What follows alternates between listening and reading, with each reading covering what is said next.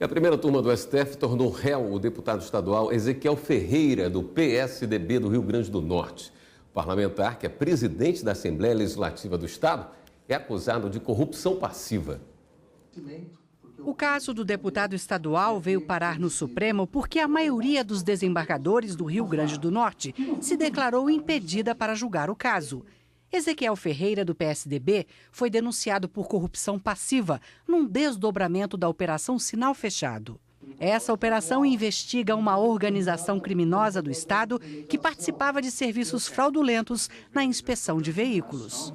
O deputado está sendo acusado de corrupção passiva porque teria exigido e recebido valores de R$300 mil para viabilizar a aprovação de projeto de lei que possibilitasse a instalação do serviço de direcionamento da licitação em favor de um grupo criminoso.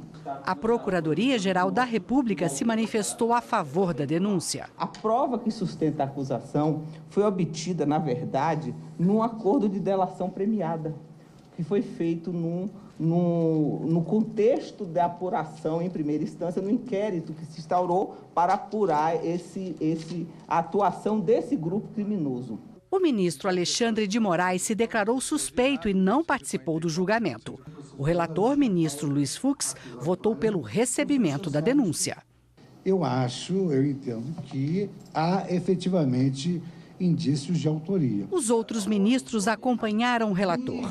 O deputado agora se torna réu no Supremo. Embora as provas não sejam robustas o suficiente para uma condenação, eu acho que a denúncia articula de maneira suficiente e satisfatória os fatos que são imputados e há indícios suficientes, eu diria, pelo menos para fins de recebimento da denúncia.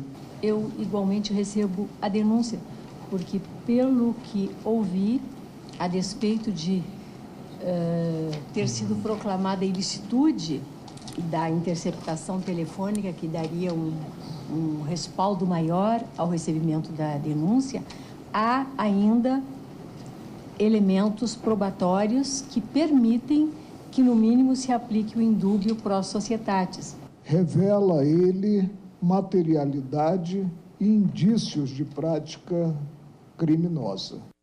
Consultora jurídica da TV Justiça, Karina Zucoloto, está aqui. Tem outros detalhes da sessão da primeira turma do Supremo. Boa noite, Karina. Boa noite, William. Boa noite, Karina. Boa noite, na sessão de hoje também teve julgamento de alguns HCs e teve também senador Romero Jucá, né? Exatamente. Vários habeas corpus acabaram sendo julgados, alguns prejudicados e outros deferidos com a concessão de ofício da ordem nesses habeas corpus, em 2 casos deles envolvendo o princípio da insignificância, que acabou sendo afastado pelos ministros em razão dos 2 casos de habeas corpus se tratar de pacientes reincidentes.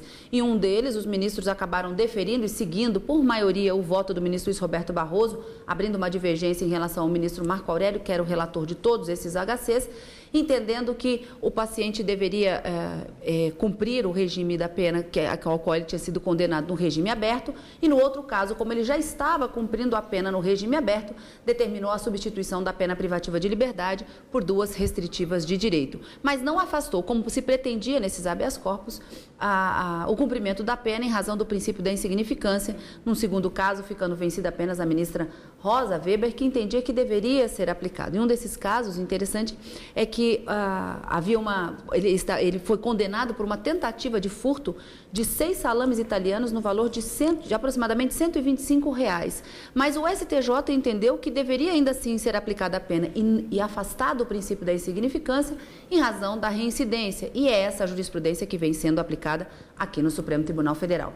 E ao finalzinho da sessão da primeira turma, os ministros julgaram um recurso da defesa do senador Romero Jucá, que pretendia que o seu interrogatório fosse realizado ao final da instrução processual penal, ao final da ação penal, e não no início, como havia sido determinado. Isso porque o Código de Processo Penal determina que o interrogatório do réu seja feito ao final da instrução penal. Mas existe uma lei, a 8.032 de 90, que traça as regras dos processos que tramitam tanto no STJ como no Supremo. E por essa lei, o interrogatório deve ser feito no início.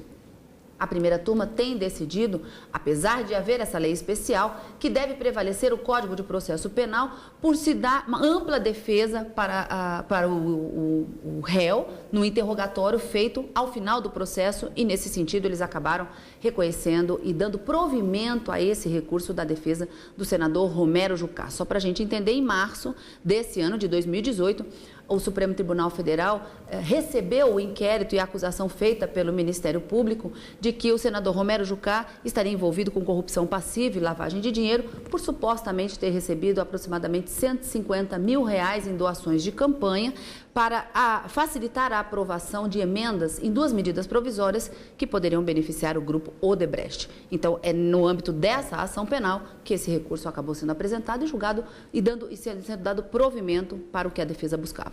Obrigado, Karina. A gente se encontra amanhã às 14 na sessão do Supremo? E no final da tarde no Jornal da Justiça. Marcado, então.